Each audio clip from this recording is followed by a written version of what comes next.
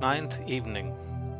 It is the silent and concurrent thought forces which bring all things into manifestation. The universe grew out of thought. To adjust all your thoughts to a perfect and unswerving faith in the omnipotence and supremacy of good is to cooperate with that good and to realize within yourself the solution and destruction of all evil. To mentally deny evil is not sufficient. It must, by daily practice, be risen above and understood.